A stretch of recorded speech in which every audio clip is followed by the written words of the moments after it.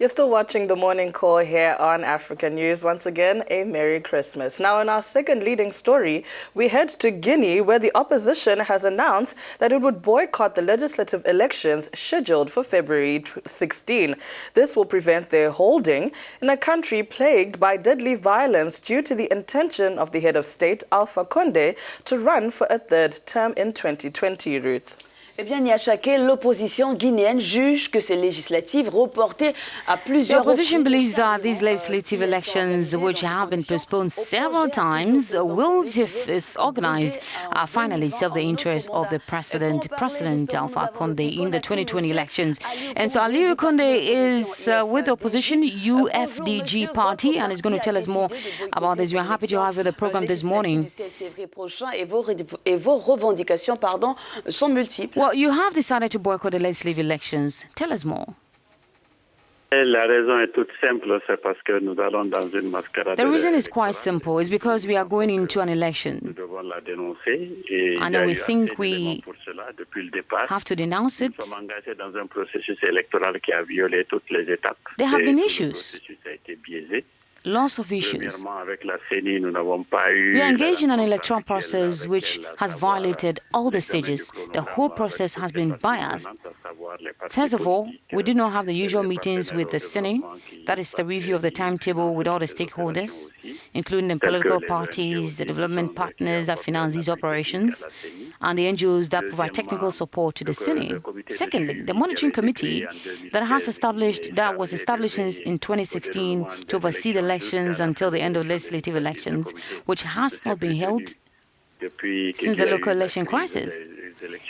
Thirdly, the local elections have not been completed. We have not learned all the lessons from this chaotic process. We are embarking on a more complex operation, that of the legislative elections, this time involving all those who have been enrolled, all Guineans without exception, whether or not they have been enrolled before and are 18 years of age or older.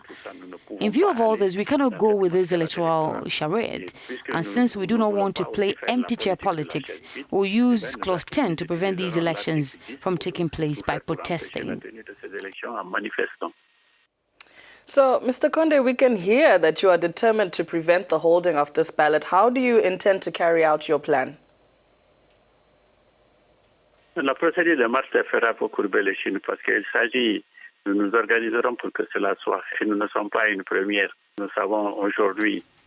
We are going to organize ourselves very well, and it's going to be well done. What is the most important is the desire for the third term, for the constitution to be amended. So for us, if you like, this electoral register has been done on purpose to try to give a majority to the movement, to allow either the National Assembly or even the presidential election. So starting from that, it's not just the opposition alone or the political parties, but all Guineans who are in favor of the alternation. We are certain that they will join us, and we will have a critical mass. I think that in the end, the government will listen to reason and understand that a majority of Guineans are no longer with them in this process.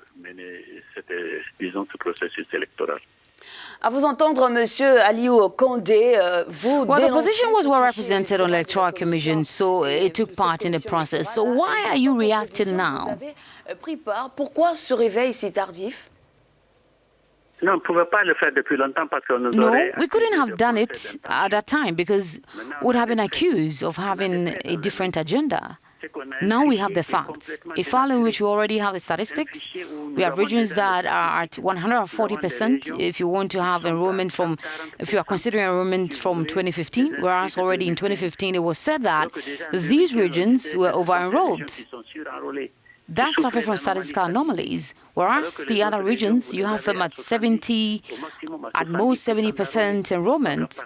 So from that point on, now we have the facts. But if we had done it from the beginning, because, as I told you, all the preparations have been biased,